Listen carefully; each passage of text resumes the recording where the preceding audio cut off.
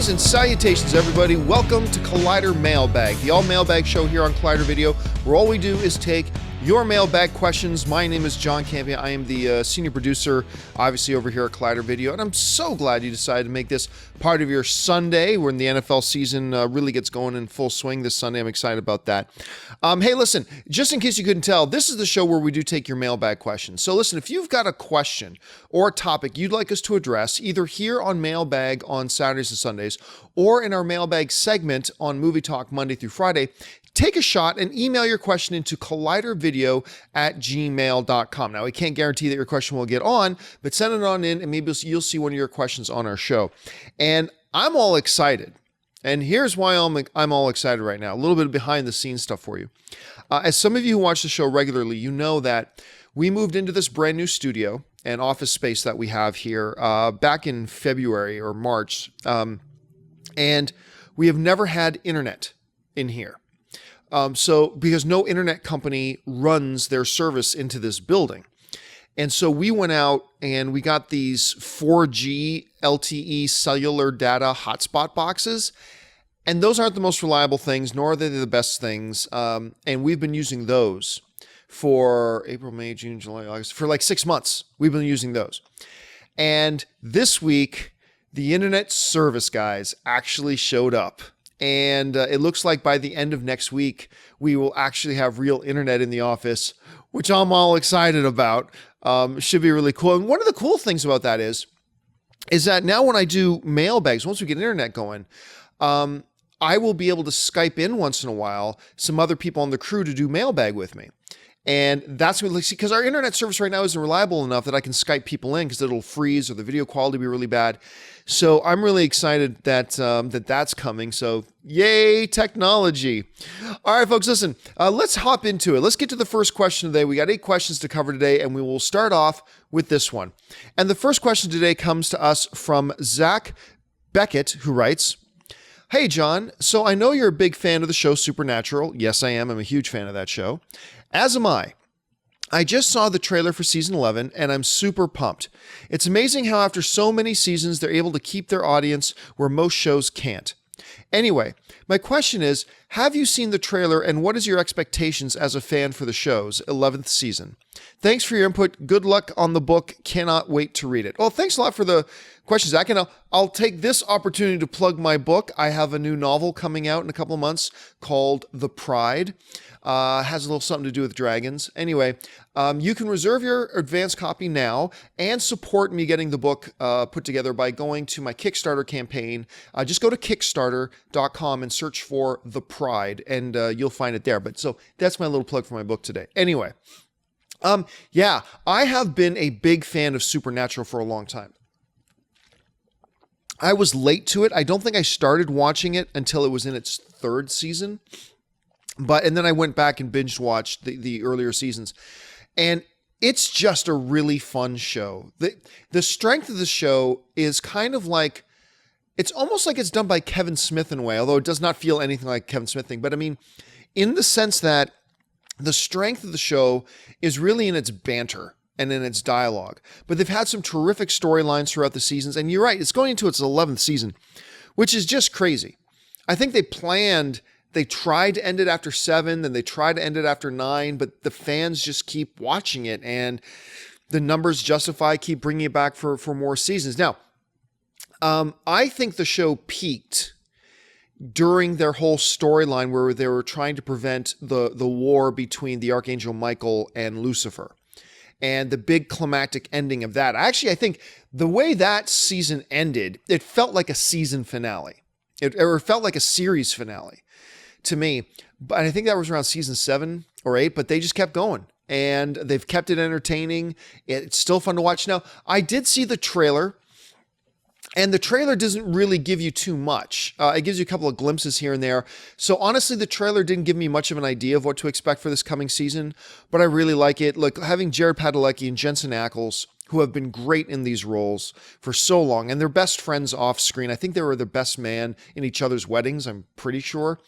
So their chemistry is what's key. When they brought on, I can't remember if it was like season 3 or 4, maybe even 5. I can't even remember what season they brought on Misha Collins as the Angel Castiel.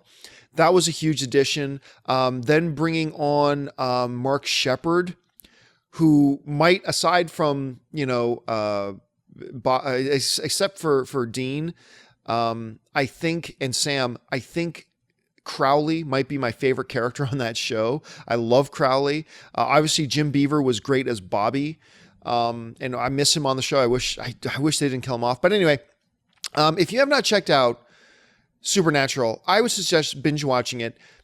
And I think the season 1 is the weakest of the seasons. That, oddly enough, even though that season got me hooked, I think season 1 is the weakest of the seasons.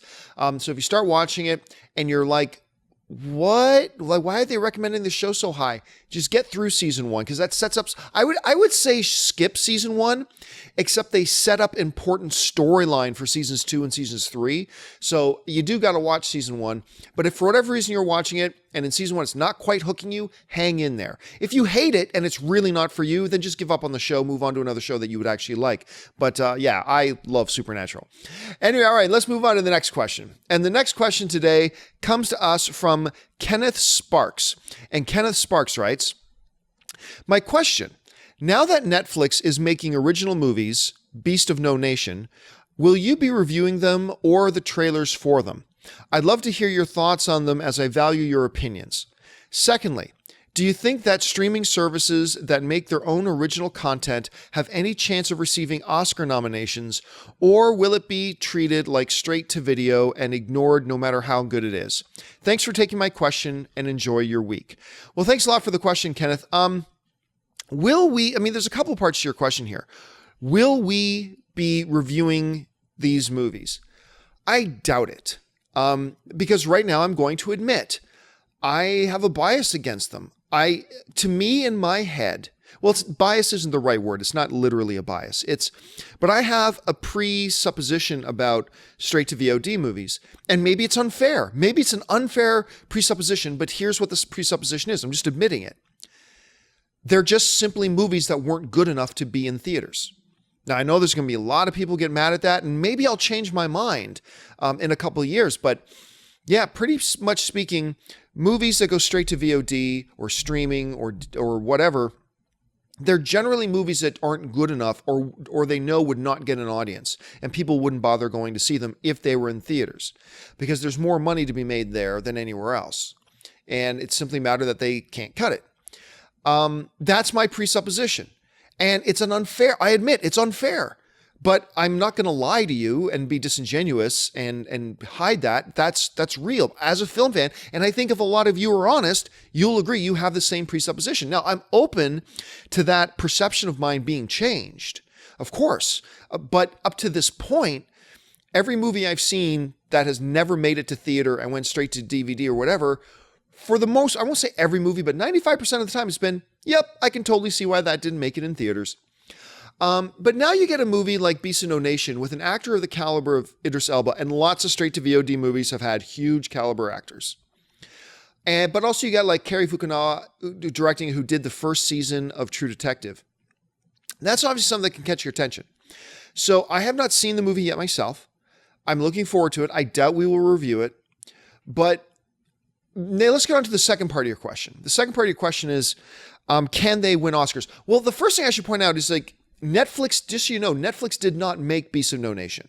Netflix didn't make it. They acquired it. They bought the rights to it. They bought the film for like $12 million. So now I believe Netflix is getting in the producing game. I think they're planning on producing their own shows right now, or their own movies. I think right now they're just acquiring them. But I could be a little bit wrong about that. But with Beast of No Nation, I know they did not make that movie. They actually just acquired it after it was made for $12 million to put it on Netflix. Now, to the part of your question about can they be considered for Oscars? Well, there are a couple of rules for the Academy Awards that dictate whether a movie can be eligible for the Oscars.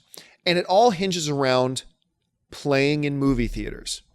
So, but it's not a really strict, well, it is strict, but it's not a really confining set of rules. So here's the rules.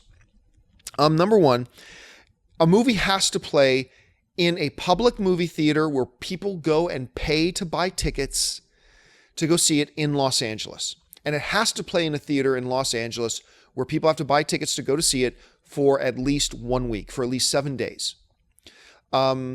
then it must be, like I said, it must be in theaters for at least 7 days. And any movies, it says directly in the Oscar rules, any movies that skip that and go straight to VOD, streaming services, whatever, are not eligible for the Academy Awards. Now, that's not that big of a deal, because ultimately what that all that really means is that you as a studio, you have to go and make a deal with a movie theater to say, hey, put this movie in your theater for 7 days and we'll pay you $40,000 or we'll pay you $30,000, whatever.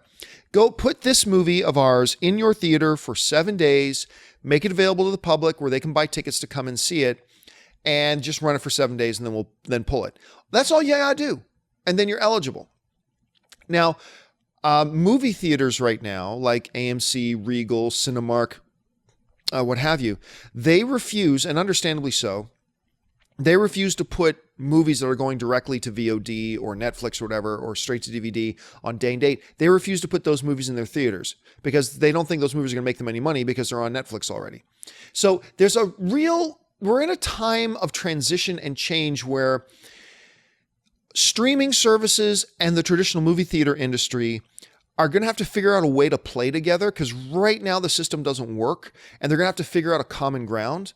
Nothing will replace the movie-going experience. We talked about that on Mailbag yesterday. At least for me, nothing will ever replace the movie-going experience. I'm a Netflix subscriber. I'm a Hulu subscriber. I'm an Amazon Prime subscriber. I'm a Sling Television subscriber. I watch a lot of stuff streaming. I love watching stuff streaming, but I always want to watch a movie for the first time in the movie theater because that's just the best experience. And that's where the studios are going to make most of their money. So they've got to figure out something to do. So to answer your question, one, for the foreseeable future, we will not be reviewing movies that go straight to Netflix, because I have a perception of those movies that they all are just not good enough to be in movie theaters. That perception could change. I hope it does.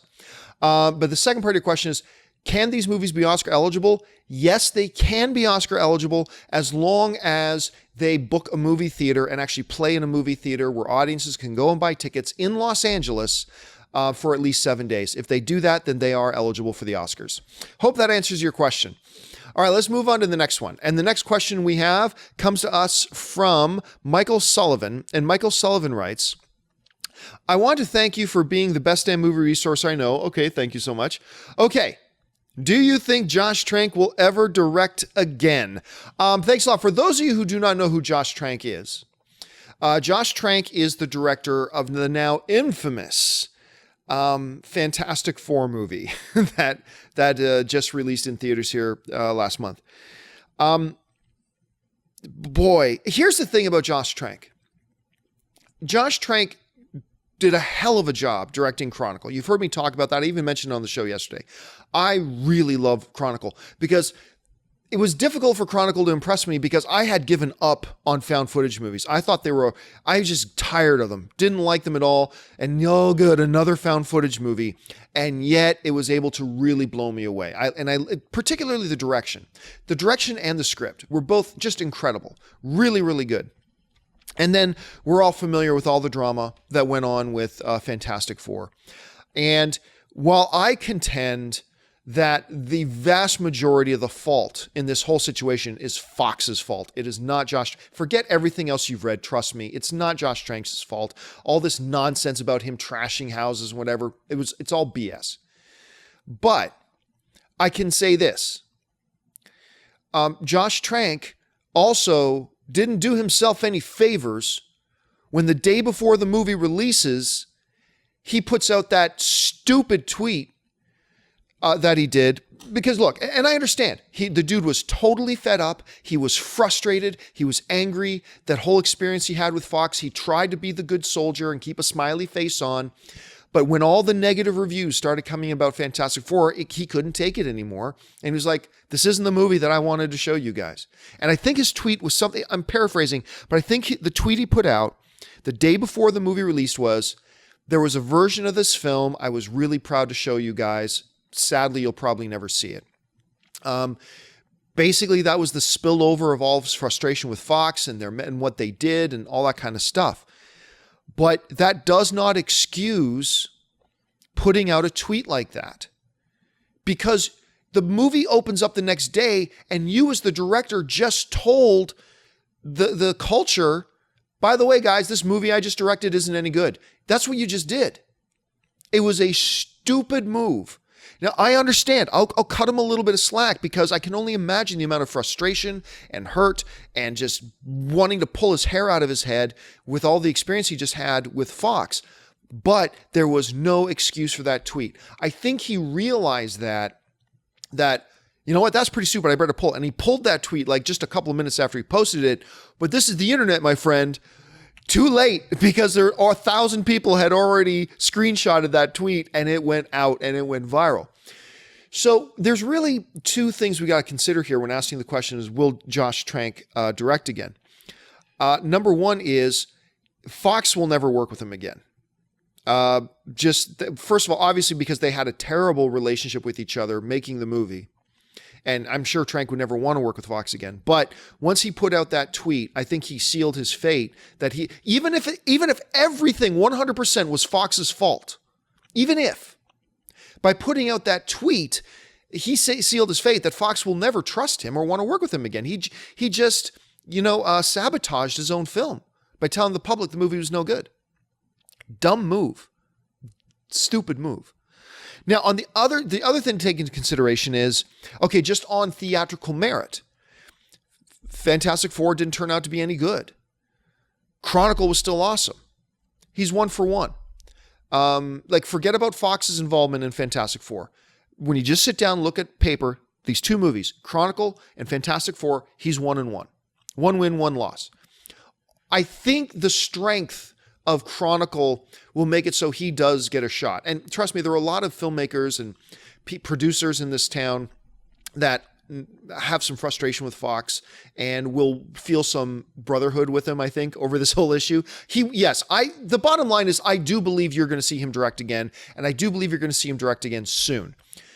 However, I think his options, by putting out that tweet, he has limited his options. Because not only has he sealed his fate with Fox, with that tweet, I think it's going to make other major studios, Warner Brothers, Universal, Disney, whatever, I think it's going to make them want to step back and think, do we want to work with this guy?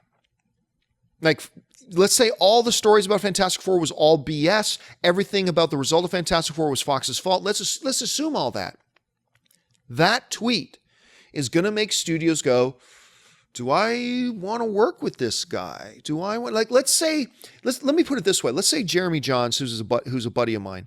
Let's say Jeremy did his show with different people. Now, obviously, Jeremy does his internet review. And if you don't watch Jeremy Johns' reviews on YouTube, you really should. He does a really good job reviewing films. But let's say he worked with somebody. And even though he works alone, but let's say he worked with somebody. And then suddenly that person tweets out, Jeremy Johns is a big dick. Okay, maybe that would have been me. No. Let's say and they tweet out, Jeremy Johns is a big dick. And they're really good at what they do, but he puts that out. So Jeremy Johns parts ways with that guy.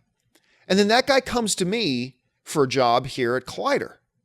Well, okay, you're really good at your job. You do great production. You do great everything. But dude, the person you were working with, you decided to air dirty laundry out in the public. You decided to throw Jeremy under the bus. You decided to do all this. How can I trust working with you when I'm going to have to be worried that any minute now you might do the same thing that you just did to Jeremy? And it's going to make me really second guess if I'm going to work with that guy again. And I think that's the position that Josh Trank has put himself in right now. Yes, he will work again. Yes, he will direct again. Yes, it will probably be very soon. But his options became limited, and now he's going to have to work his way back. He's going to have to put out a couple of really good directorial efforts, I think, to make other studios besides Fox consider him again for bigger projects and just get that trust built up again, because he did himself a lot of damage with that tweet. All right, let's move on to the next question. And the next question today comes to us from James McKenzie. And James McKenzie writes, Hey, Collider guys and girls, how's everything going?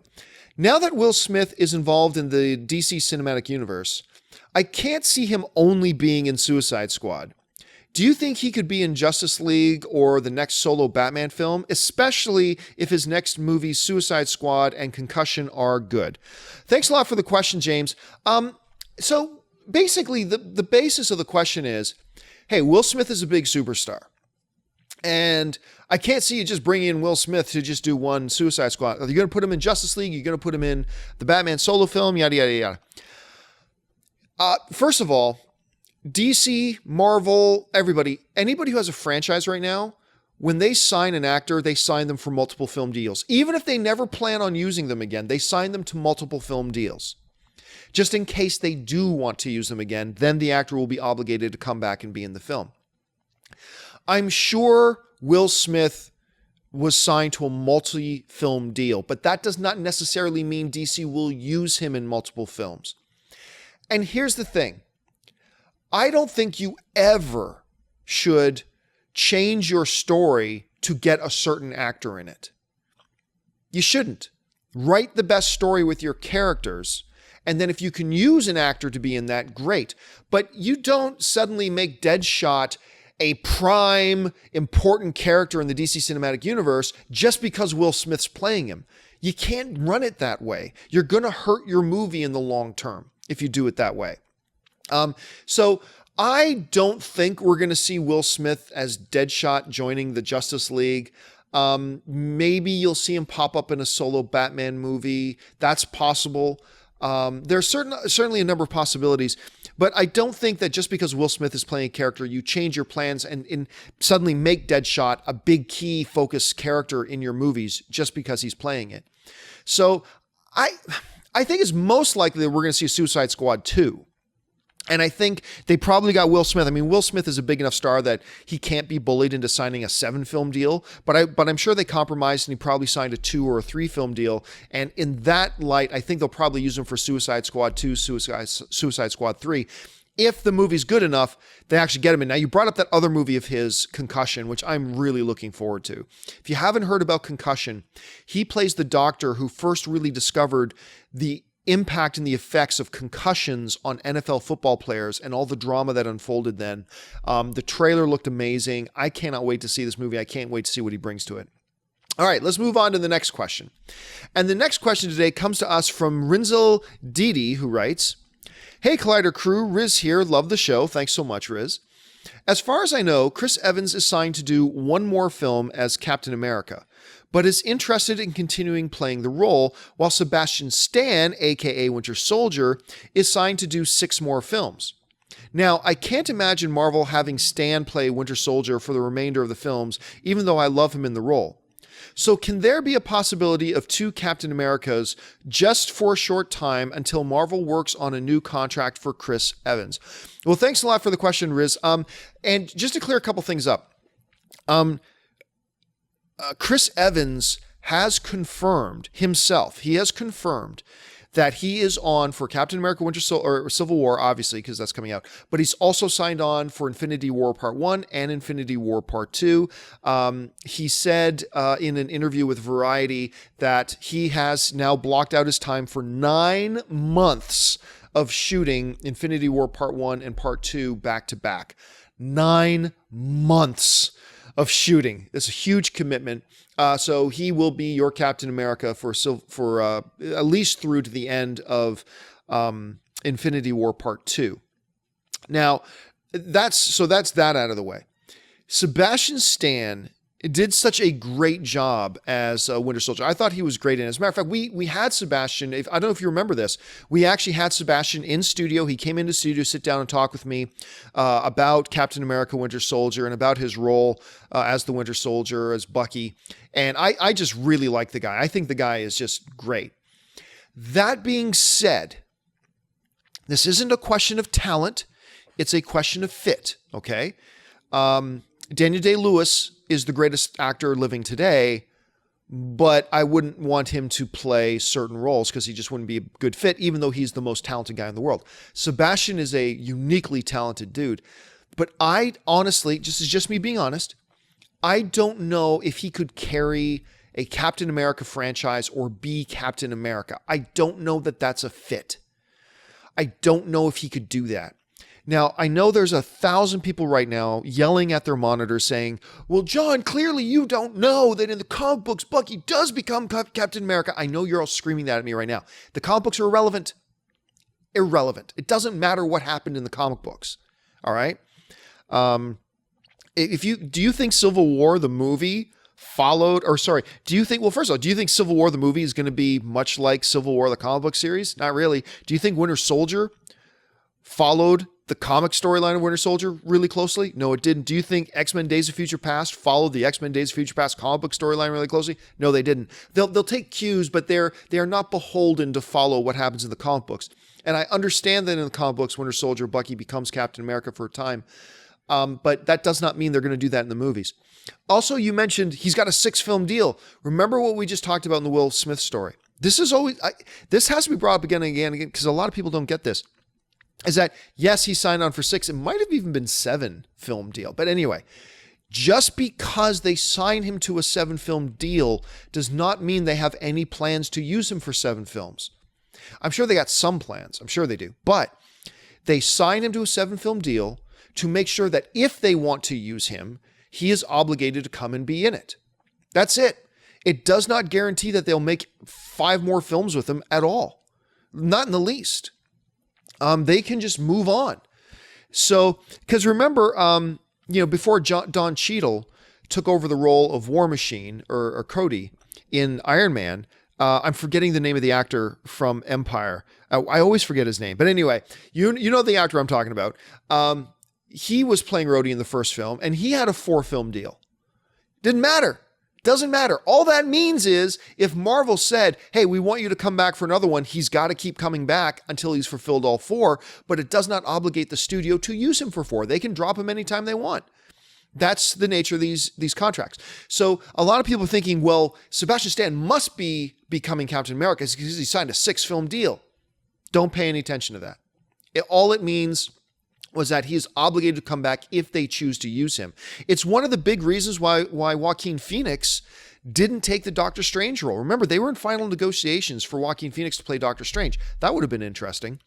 But ultimately, what made him walk away was the fact that Marvel was insisting you got to sign this multi-film deal. Doesn't mean we're going to use you for 12 films or for 8 films, but we got to have the security to know that you will come back and play them if we need you to. And so, yeah, I don't think you're going to see Bucky become Captain America. I could be totally wrong about that. But not only did we meet with Sebastian Stan, we also met with the Russo brothers, who wrote and directed Civil War, or at least Winter Soldier, and they're doing Civil War, and then they're going to be doing the Avengers films as well. And the impression, I'm not telling you they told me that he's not going to become Captain America, okay? I'm just saying the impression I got from them, I think Schnepp got the same impression from them too, because they came into our studio, was I don't think we're going to see Bucky as Captain America. Could be wrong. Could be totally wrong. He could become Captain America by the end of Civil War. Don't know. But we'll just have to wait and see how that all turns out. Okay, 3 more questions to go. And we will get started with this question from Ashley Puzo, who writes, I have noticed that the Assorted Collider video shows often emphasize the subjective nature of film in the sense that a movie Jack believes to be great, Jill may believe to be terrible. But the mere fact that people disagree does not entail that there are no standards. I may prefer some drawing in my office to the Mona Lisa, but clearly one is greater than the other. Is there really nothing more to be said on the subject than to each his own? If you want to resist the hypothesis that Phantom Menace is as great of a film as Lawrence of Arabia, then why not be intellectually honest and say that there are some standards? Well, thanks a lot for the question, Ashley. This is another issue that every 3 months or so we address here because you would not believe how many emails I get from people. Look, you hear me say all the time, all film is subjective, all film is subjective. You would not believe the amount of emails I get every day from people challenging me on that statement. But I firmly hold to that. All film is subjective. Now you're saying no. So a lot of people write me and say, no, John, some films are just objectively good and some films are just objectively bad. So let me address it again, because I think this is the reason I'll address this 3 or 4 times a year is because I honestly believe this is the single most important thing to understand about being a film fan. Nothing else is more important than this one premise. And so I believe it's worth revisiting every once in a while. To say movies can be objectively good or objectively bad is to suggest that there is an empirical form of measurement you can do, a standard form of empirical measurement that you can then objectively say, this is this. Everything that is objective is quantifiably measurable. Who is the fastest man in the world? Simple. You get a clock. You make them run 100 meters, and the clock will measure and answer the question beyond doubt, who is the fastest man in the world? Right now, it's Usain Bolt, because he can run that faster than anybody else in the world. It is measurable. You have to be able to measure it. That measuring device can be beyond opinion. It has to be beyond subjectivity. It has to be pure, empirical, black and white. You want to know how tall the roof is in my office? That's not a subjective question. You take a tape measure, and you measure, and it will quantifiably, definably tell you the height of my ceiling. It is not open to interpretation. It is not open to opinion. It is not open to points of view. You measure it, and the measuring tape, as our empirical evidence, will tell you definitively how tall that is. How deep is it? This certain part of the ocean. You can measure that and get an objective answer. How heavy is that car? You can weigh it on scales that will give you a definitive, non-subjective, non-open to interpretation answer. This is what it is. That is the definition of coming to objective truth. That's the definition. So when we come then to movies, what do you measure? What device do we have?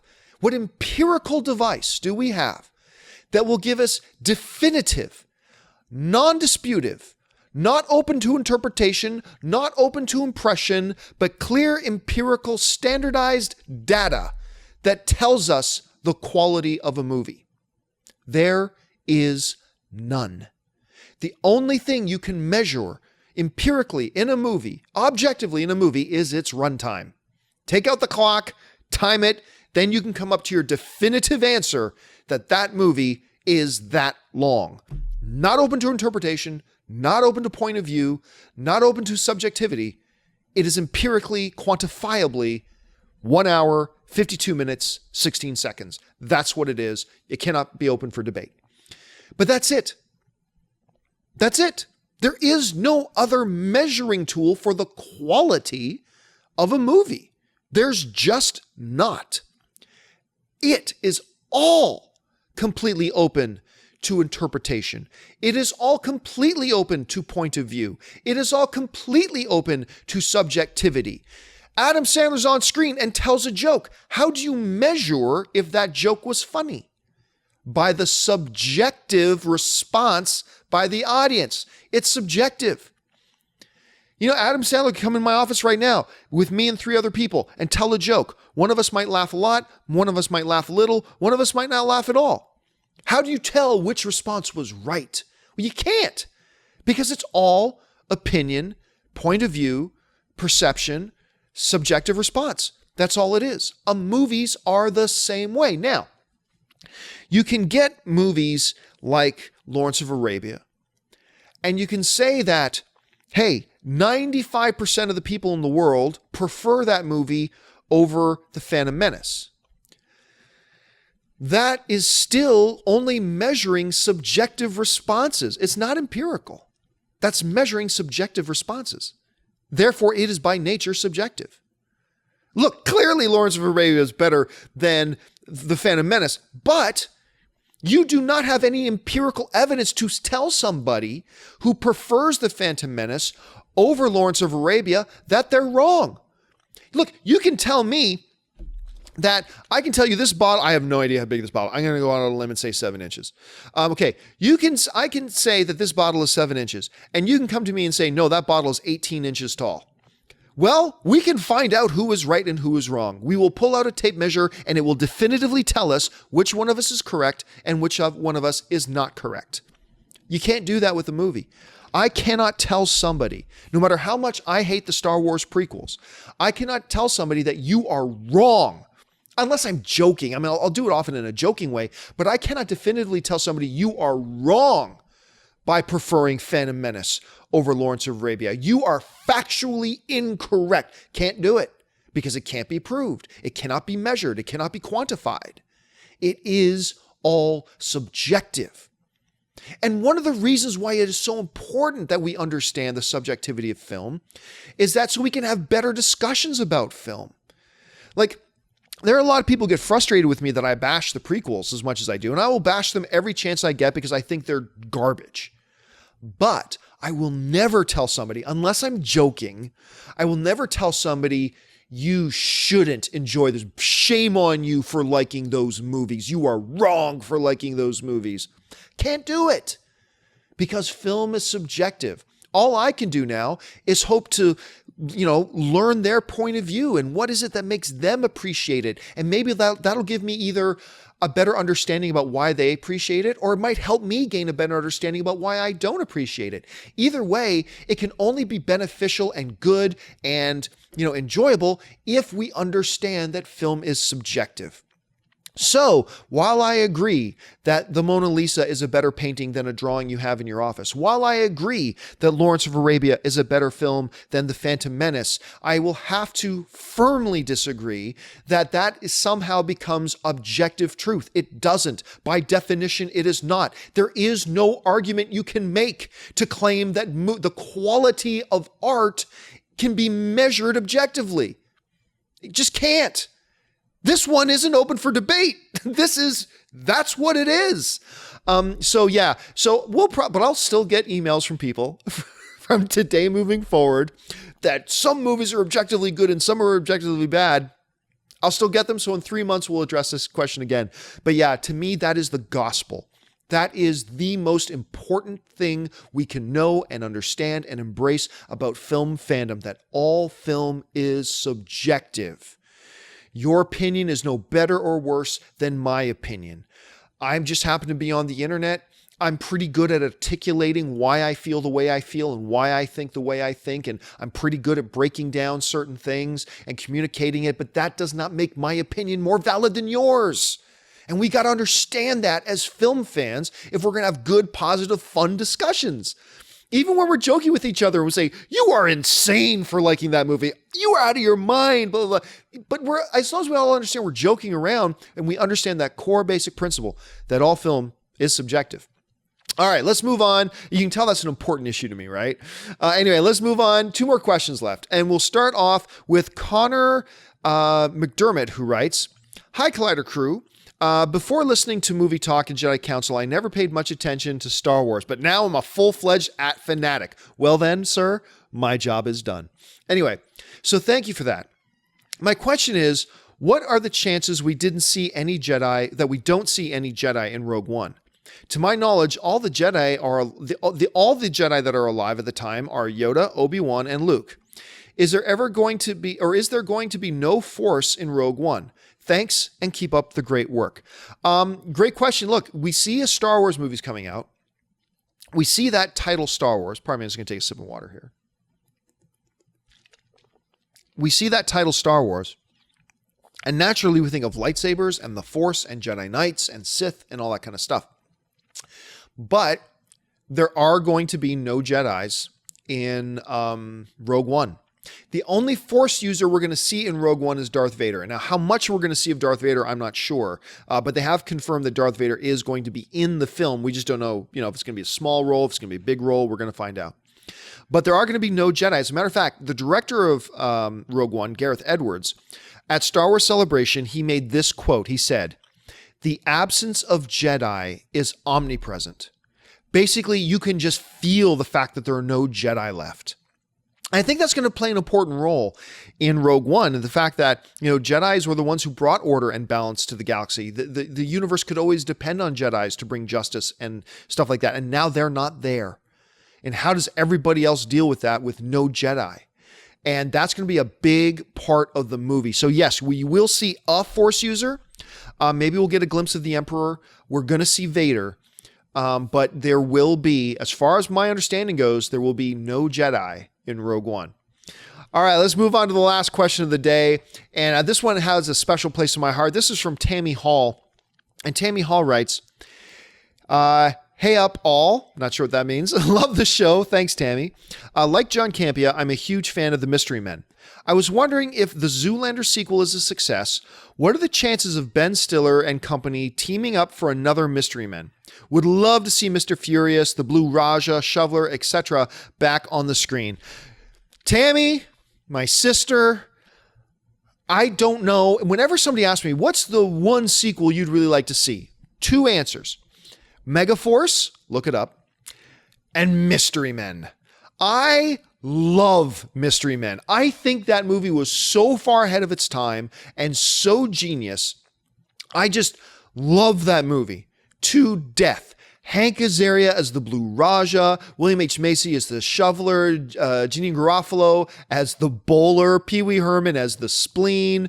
You had Jeffrey Rush as one of the great all-time comic book, even though it's not technically, or maybe it is. Yeah, Mystery Men, I'll call it a comic book movie. Jeffrey Rush as Casanova Frankenstein. Rivals, not equal to, rivals. Rivals, in my opinion, Heath Ledger's Joker. I love Casanova Frankenstein. Love that villain. Greg Kinnear as Captain Amazing. Are you kidding me? That Greg Kinnear's Captain Amazing is one of my all-time favorite comic book characters or comic book movie characters.